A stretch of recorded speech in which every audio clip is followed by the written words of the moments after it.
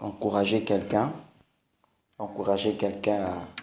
à ne pas baisser les bras, à persévérer même quand tu vois les choses ne se passent pas bien. C'est pourquoi on va ouvrir nos Bibles dans le livre de Matthieu chapitre 2, le verset 2.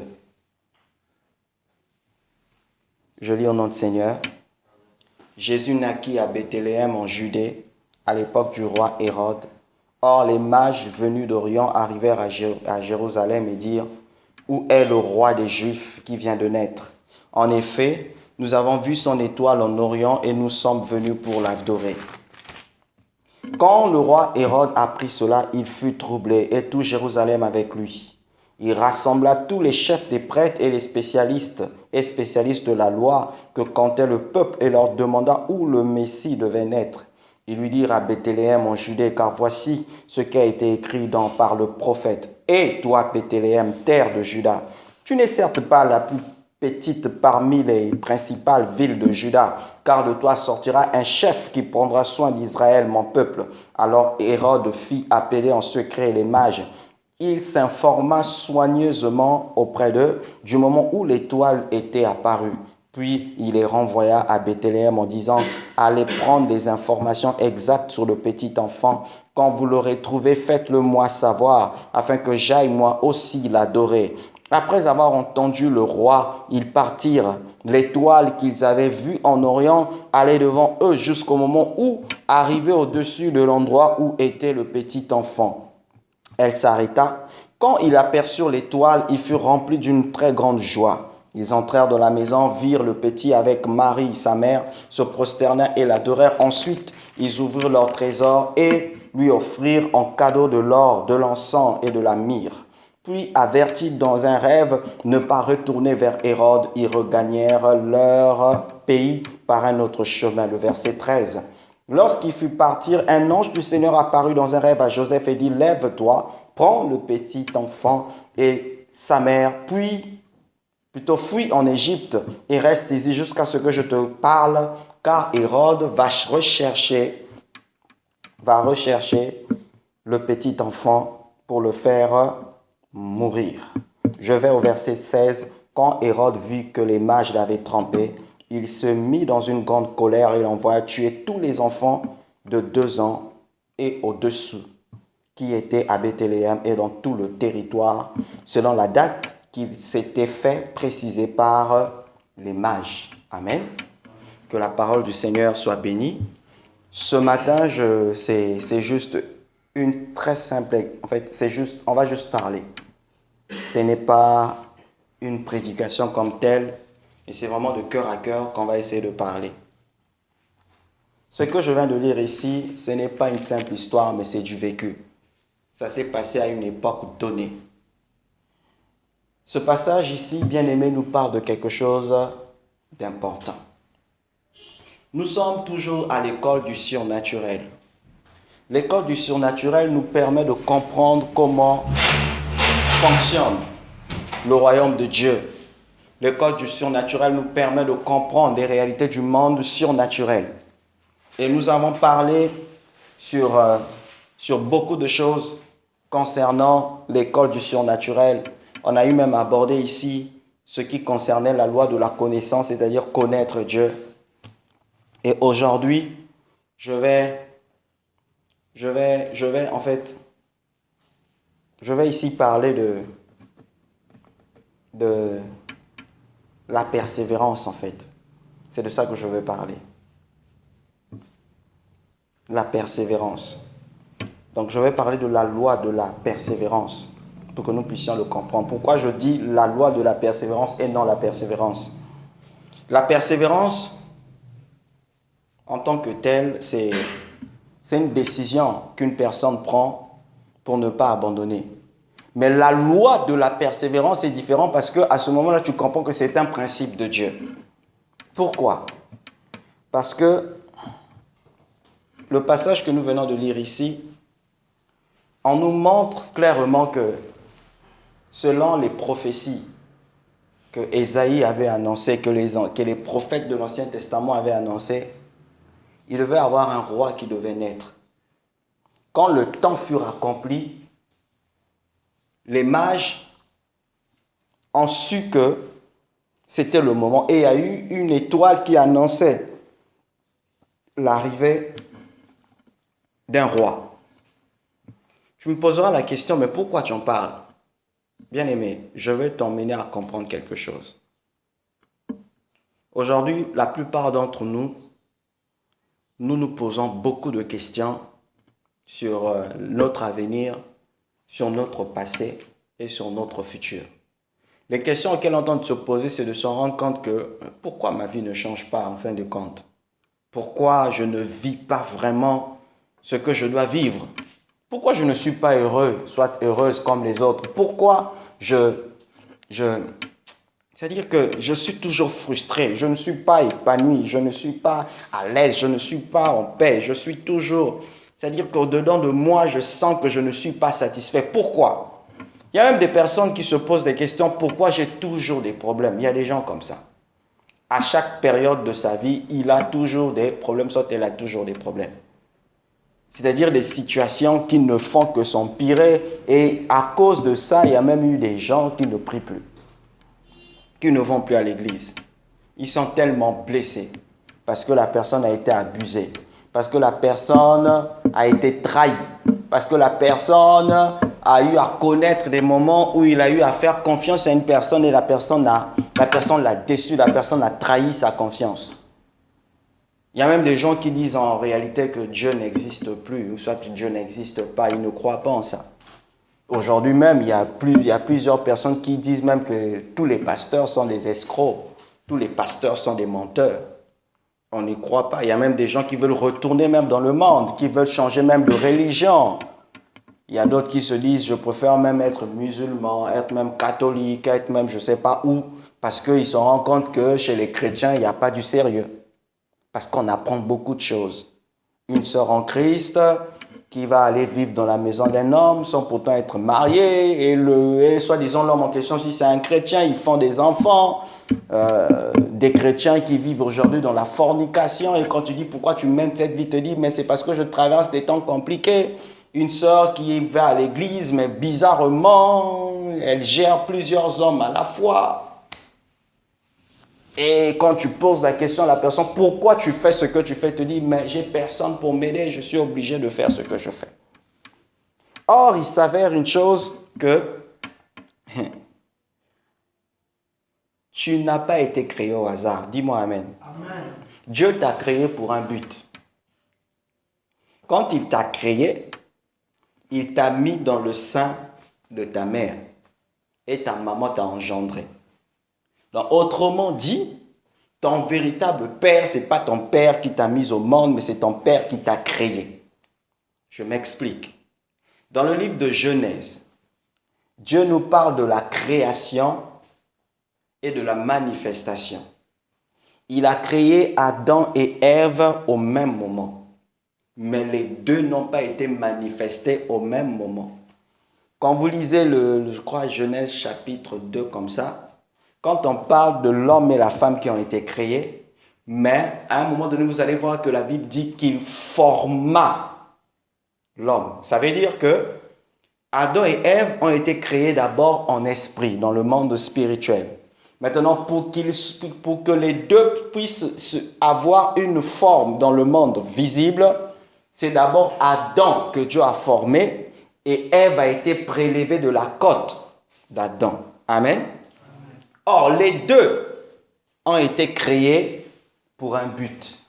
C'est pourquoi la Bible dit dans le livre d'Ecclésiaste que tout ce que Dieu fait, il le fait pour un but. Même le méchant pour son jour de jugement. Dieu a tout fait pour un but. Rien n'est au hasard dans la vie. Il y a des personnes que toi tu rencontres dans ta vie, c'est pour un but, jamais au hasard. Et ce qui est bizarre, c'est que ce soit au niveau des jeunes, ou soit au niveau des personnes âgées, ils ne comprennent même pas aussi le but d'une relation amoureuse. Tu ne peux pas épouser une personne comme ça, il y a toujours un but. Tu ne peux pas aimer comme ça, il y a toujours un but. Bon, malheureusement, les jeunes d'aujourd'hui, même quand ils aiment, ils ne savent pas le but. C'est quand il est déçu qu'il comprend pourquoi, comment ça doit créer une philosophie. Toutes les filles sont pareilles, tous les jeunes sont pareils, tous les garçons sont pareils. Ce n'est pas toutes les filles, soit tous les jeunes sont pareils. C'est toi qui es comme ça parce que tu ne fais que faire les mêmes choses. C'est pourquoi tu vis que les mêmes résultats. Change au nom de Jésus. Amen. Donc, par rapport aux questions que chacun d'entre nous se pose, nous venons de lire ici l'histoire d'un événement qui s'est passé concernant la naissance de Jésus. Je n'ai pas trop de versets à lire, je vais juste m'attarder sur ça. C'est juste pour encourager quelqu'un ce matin. Bien-aimé, Jésus, Emmanuel, dans le livre d'Ésaïe, le prophète Ésaïe avait déjà annoncé que la Vierge enfantera. Mais celui qui doit enfanter, là, il s'appellera Emmanuel. Emmanuel veut dire Dieu parmi nous. Et il a été déjà annoncé des siècles en avance ce que lui doit faire. Quand le moment est arrivé, Hérode, qui représente le diable, qui représente l'adversité, qui représente les ennemis, il a paniqué. Pourquoi il a paniqué? Je vous ai dit ici que Adam et Ève, les deux ont été créés pour un but. Ils ont été créés pourquoi? C'était pour dominer sur la terre et c'était pour dominer sur le diable. Amen. Mais le problème, c'est que les deux n'ont pas bien compris les instructions de Dieu, que le diable a eu à voler l'autorité, la puissance qui a été accordée à Adam et Ève. Depuis ce jour-là, le diable a pris possession de la terre. Celui qui contrôle tout le système. Dans le livre de Matthieu chapitre 4, la Bible nous enseigne que lorsque Satan a dit à Jésus, si tu te prosternes et m'adores, je te donnerai tous les royaumes de la terre. Il parlait en fait du système, le système qu'il contrôle aujourd'hui. Le diable, lui, contrôle le système éducatif, il contrôle le système de l'information, soit de l'informatique, il contrôle le système des médias, il contrôle le système social, il contrôle le système politique, il contrôle le système du cinéma. Tout est sous son système. Et je n'ai pas besoin d'aller en profondeur. Vous allez vous-même vous rendre compte que c'est vrai parce qu'aujourd'hui, on voit les effets du diable. On voit le contrôle qu'il est en train de mettre. Maintenant, ce qui se passe, c'est quoi? C'est que s'il voit quelqu'un qui vient de naître, qui vient pour changer les choses, il doit combattre la personne. Jésus, lui, il était venu pour sauver l'humanité. Quand Hérode a appris ça, inspiré par le diable, il a dit, on doit détruire cet enfant-là. Parce que si cet enfant-là, il est appelé à régner ici sur terre, ça veut dire qu'il va détruire ce que nous avons déjà fait. Ça veut dire qu'il va venir changer les choses. Or, pour Hérode, lui, il voulait que le pays, soit la nation, soit telle que ça est. Lui, il voulait que les gens, soit qu'ils vivent dans la misère, qu'ils mènent leur vie. Lui, il voulait que les choses ne puissent pas changer. Or, que Jésus, lui, il vient dans le but d'apporter la vie, la vraie vie qu'on appelle la vie éternelle. Amen. Lui, il vient pour changer les choses. Lui, il vient pour apporter un nouveau départ, un nouvel espoir, une nouvelle vie. Quand Hérode s'est rendu compte, il dit non, il faut détruire cet enfant-là. C'est pourquoi, quand tu essaies d'examiner ta propre vie, tu n'es pas né au hasard. Tu es né pour un but. Tu es venu sur terre pour changer quelque chose. Le diable ayant rendu compte que toi, tu n'es pas n'importe qui, qu'est-ce qu'il fait? Il te combat de plusieurs manières. De plusieurs manières, en faisant comment? Il fera de sorte que tu sois entouré de mauvaises personnes. Il fera de sorte que, au niveau même de la famille, que les choses ne progressent pas. Il fera de sorte que tu mènes une vie bizarre, médiocre. Et je vous dis que par rapport à mon expérience, et quand même vous lisez la Bible, vous allez vous rendre compte que toutes les personnes qui ont eu des promesses de Dieu ont été toujours combattues. Il y a eu Joseph, combattu. David, combattu. La plupart des gens qui ont eu des promesses de Dieu dans la Bible ont été toujours combattus. C'est-à-dire que tu ne vas pas comprendre la personne depuis qu'il est né, on le déteste. Sans problème, on le déteste. Tu es beau dans la famille, on te déteste. Tu es belle, on te déteste. Et vous allez vous rendre compte que parfois, tu vois surtout les filles qui sont belles. Là. Parfois, elle a une promesse de Dieu. Mais pour le diable, on doit détruire la vie de cette femme. C'est pourquoi vous allez voir la plupart même pas la majorité, je dis même certains même des belles femmes, vous allez rendre compte que si elle ne connaît pas Dieu, sa vie est totalement déséquilibrée. Une belle fille, mais elle est prostituée. Mais ce n'est pas elle, c'est le diable qui est derrière ça pour détruire sa vie. Une belle fille, mais elle a été abusée. Ce n'est pas elle, mais c'est le diable qui est derrière ça. Et tu vas te rendre compte quand tu essaies d'examiner ta propre vie, c'est-à-dire qu'il y a ces questions auxquelles tu te poses, ce que tu vis là, tu ne comprends pas. Que des problèmes et des problèmes, que des problèmes et des problèmes. Et tu vas te rendre compte même depuis ton enfance, parfois le diable a voulu te tuer depuis ton enfance. Soit par un accident, soit par noyade, soit par un incendie. Pourquoi? Parce que plus tu es en train d'avancer, plus il n'y a que des problèmes. Et Jésus en a connu la même chose. Hérode a envoyé des soldats aller tuer tous les bébés de 2 ans jusqu'en bas. De 0 à 2 ans, il fallait qu'on les tue. Pourquoi? Parce que Jésus, quand il venait de naître, il avait à peu près, il était un peu dans ces tranches d'âge là. Il fallait qu'on puisse le détruire. Pourquoi? Parce que pour le diable, il n'est pas question que cet enfant puisse naître, il n'est pas question que cet enfant puisse grandir, il n'est pas question que cet enfant-là puisse connaître son identité, puisse connaître ce à quoi il a été appelé, parce qu'il va détruire tout ce que le diable a pu faire.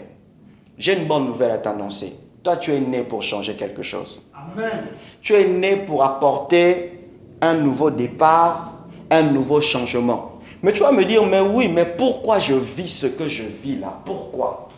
Tu vis ce que tu vis, c'est parce que tu ne te rends même pas compte que ce que tu vis là, c'est le diable qui est derrière toi dans le but de t'empêcher de découvrir ce à quoi tu as été appelé et de faire ce à quoi tu as été appelé. Tu vis ce que tu vis là parce que le diable ne veut pas que tu deviennes la personne que tu dois être. Donc à ce moment-là, ce que toi tu dois faire, bien-aimé, c'est de t'attacher à Dieu. C'est de faire confiance à Dieu. Pourquoi? Parce que tu vas te rendre compte que les gens qui ne connaissent pas Jésus, ils mènent leur vie comme ils veulent. Ils font ce qu'ils veulent. Ils vivent comme ils veulent. Mais au finalité, c'est qu'ils finissent par perdre leur vie. Ils finissent par perdre leur âme. Ils n'arrivent même pas à s'en sortir. Mais celui qui a Christ, le plus important, c'est de faire ce à quoi il a été appelé. Le plus important, c'est accomplir ce à quoi il a été appelé. Parce que tu vas te rendre compte que tu as des potentiels, tu as des capacités, tu as quelque chose que Dieu a mis en toi.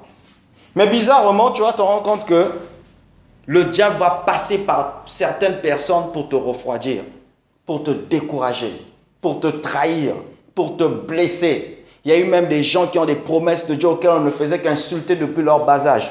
On ne faisait que leur maudire en leur faisant savoir que toi, tu ne peux pas réussir. Toi, tu ne peux pas avancer. Toi, tu n'es rien. Toi, tu n'as rien. Tu ne peux pas réussir. Et ils ne font que grandir avec. Au fond, c'est la stratégie du diable pour t'empêcher de découvrir ton identité. Mais à partir de maintenant, tu seras révolté au nom de Jésus. Tu vas décider de changer les choses au nom de Jésus. Pourquoi? Parce que Jésus, lui, il avait une promesse. Si Hérode arrivait à tuer Jésus, tout le monde ne veut pas être sauvé. Mais le Dieu savait aussi que parce que cet enfant-là était précieux, parce que cet enfant-là était précieux, il fallait qu'il puisse le confier à des bonnes personnes qu'on appelle Joseph et Marie. Et heureusement que Joseph et Marie connaissaient le Seigneur. Vous allez voir aussi, par exemple, dans une église, tu vas voir une sœur, elle chante bien, mais elle ne fait que tomber auprès des mauvaises personnes. Il y a eu des gens, parfois, elle sait que Dieu l'a appelée. Mais bizarrement, elle est rentrée dans les relations amoureuses, soit sentimentales, alors que ce n'était pas le temps. Elle est tombée auprès de la mauvaise personne. Au fond, cette personne était envoyée par le diable pour paralyser sa destinée, pour détruire sa destinée, afin que la personne ne puisse pas progresser. Le but de ce partage, c'est de t'emmener à comprendre que tu n'es pas le premier ni le dernier à traverser les temps difficiles. C'est juste de t'emmener à comprendre que même Jésus le Maître aussi, étant enfant, on a voulu le tuer. Donc ne pense pas que tu es ni le premier ni le dernier à subir ce que tu subis là. Non, pas du tout. C'est juste pour te fortifier. Mais ce que je veux te faire savoir ici, c'est que En dehors d'Hérode qui a voulu détruire l'enfant Jésus, il y avait aussi des personnes qui savaient que celui-là n'était pas n'importe qui. On appelait les mages. Les mages, eux, qu'est-ce qu'ils font? Les mages, eux, ils sont comme des gens qui étudient, des gens qui étudient les signes en fonction du ciel. Ils peuvent savoir que là, il y aura telle chose, là, il y aura telle chose. C'est comme à propos, comme les astrologues, des choses un peu comme ça. Ils savaient. Mais la Bible dit qu'ils sont venus adorer.